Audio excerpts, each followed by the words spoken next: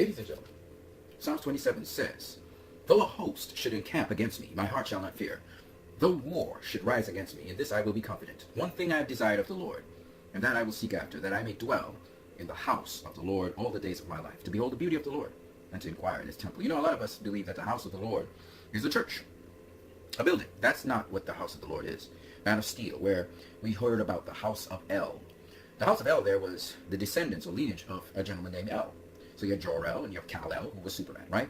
And the house had a symbol that represented what they were. The symbol was a symbol of hope. It looked like an S. For those of you who know, a house is a place where people stay, generally families. Think of also, similarly, those people who belong to the house of the Lord, they are of the direct lineage or descendants of the Lord, and the Lord's symbol is hope, just like Superman. And so those who actually are of the house of the Lord, they would actually represent that hope, be inspirational, an inspiration to others. And if you want to be somebody who inspires other people and gives them hope, then you also will belong to the house of the Lord. Let's get into the boxing. So, in front of you see Mayweather versus McGregor, CompuBox punch stats. And you're probably wondering, what on earth is this guy looking at those things for? Let's go back to something that Austin Trout said about Canelo, October the 7th. Canelo showed a lot, but a draw with Golovkin is ridiculous. I thought Golovkin won the fight. At the same time, Canelo did show that he got a hell of a chin, and he's got a hell of a punch, and he's got a nice set of balls. But I didn't think he won the fight. A draw was ridiculous too. But they didn't downright rob Golovkin with the loss, which I guess he should be thankful for in this boxing game. Dealing with Canelo, as we know and have seen, any close fight is going to go his way. They even tried to rob Floyd Mayweather when he fought Canelo, and he's the money man. So Golovkin should be happy he got a draw. There's some other comments that Austin Trout said, and I want you to hear this. Now, this comes from an interview before this time, July the 14th of this year. But Canelo has a problem with fading, as does Triple G, but Canelo, he's still explosive even in later rounds. It's a general consensus out there by the boxing fraternity for some reason that Canelo fades or he gasses out at certain points in a fight based on CompuBox punch stats. I'm going to show you what a fighter looks like when they fade, okay? So when we look at McGregor, here in the CompuBox punch stats, we can look at how many punches he throws. That will tell you his activity level. In round 1, he threw 34 punches. In round 2, he threw more punches. He threw 42 punches. In round 3, he threw 39 punches. In round 4, however, he threw 65 punches. In round 5, he threw 51. In round 6, 46. In round 7, 49 punches. And in round 8, he threw 59 punches. However, in round 9, it dropped significantly. And in round 10, he only threw 9 punches. It significantly dropped, and eventually he was stopped because he was gassed. And everybody knows Conor McGregor was gassed.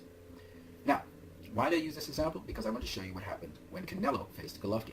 In the first round, he threw 23 punches. In the second round, he threw 42. In the third, he threw 40. In the fourth, it dropped, and he threw 32.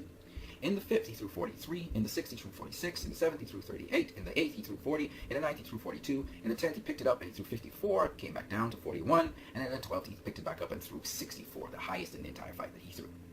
My point being, when you look at Canelo's punch stats, they stay relatively constant. And it stayed around the 40s, almost for the majority of the fight. And then it picked up in the final rounds of the fight, and he went much higher. Golovkin picked up his punch rate from round 3 to round 12, and was averaging about 60 to 65 punches around, while Canelo kept a consistent 40 punches around to 42 punches around for the majority of the fight. Because of this, people think because Golovkin picked up his punch rate, that Canelo was fading. But Canelo never faded through the fight. However, this must be said, that Canelo wasn't as sharp as he could have been in the fight. Even though he's very explosive, very sharp with his hands, his feet were not as sharp because Canelo still has to get the conditioning in his feet up to par. Now, why I used Austin Trout and what he had to say about Canelo is because Trout actually tried to approach the Jarrett Hurd fight similarly as Canelo did. But I don't want to go speaking about this. I prefer if you hear it from the actual commentators of the fight. Well, you can hit Jarrett Hurd, and Tony Harrison hit him a lot. Trout's hit him a lot. You're going to have to really hurt him to keep him from coming back in a fight, and he's doing it right now as he did against Harrison. Well, how do these fighters do when they go into later rounds? Clearly, Austin Trout much more experience in going into the final rounds, and he's been 12. Hurd has not. He's going to have to rely on that experience, and as wild as Hurd is definitely coming on here in round number 8. The difference in this fight is Hurd can hurt Trout. Trout probably can't hurt Hurd. Trout not as dexterous now, not as agile as we are into the 9th round here, Al. And not taking as many offensive chances right now. But what a pace it has been. Because he's been hit with some power punches. All right, speaking of pace, let's take a look at the show stats for total punches thrown. You know, you see how, Hurd got to 111 in round 6. I mean, and Trout has slowed his pace in the last 3 rounds pretty dramatically, and even 16-61 is above the average for 154 pounds.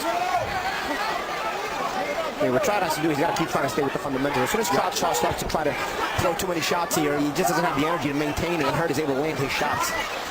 Hurd is clearly the more energetic of the two. And there is a mouse under the right eye of Austin Trout. And yet, Trout needs those combinations to do well, but can't really commit to them. He's got to at least stay with his jab. His jab, he's losing the steam on his jab. Yeah, he just swung wildly with that left hand, and the body language spoke volumes, although he landed that left, but not as much pop on those punches anymore. And what happens when Trout also slows down? Now Hurd's awkwardness does become effective, and it has become effective in the last couple of rounds, you know? A lot of times when you get tired, your fundamentals fall apart. And the fundamentals were what was keeping Hurd off balance. Trout's fundamentals now starting to come apart. A very key stat in round 9, Trout threw and landed the low for the fight. He landed 11 through 38, so an indication of how he has slowed down, that according to show stats. Oh, there's a clubbing right hand that scored for Hurd. And this is where Trout used to escape to the right, but now he doesn't have the energy to step around and spin Hurd back. You know, now Trout's escape, because of the legs are tired, you know, it's not really there the same way. I mean, it's still there, but he just can't take advantage of it. Another right hand lands for the champion, Jared Hurd. And you see that happen as Trout tried to get out to the right, but he's just too slow moving out to the right at this point. Canel's being backed up by 154-pound titleist Jared Hurd with 10 seconds left in the 10th. Trout barely standing. Can Hurd drop him here before the bell rings? The veteran Trout showing his resilience and guts. You okay, son? Deep breath. Deep breath. Well, deep breath. You still got it, right? Take a deep breath, Oscar. Take a deep breath. I'm gonna stop it. I'm stopping it.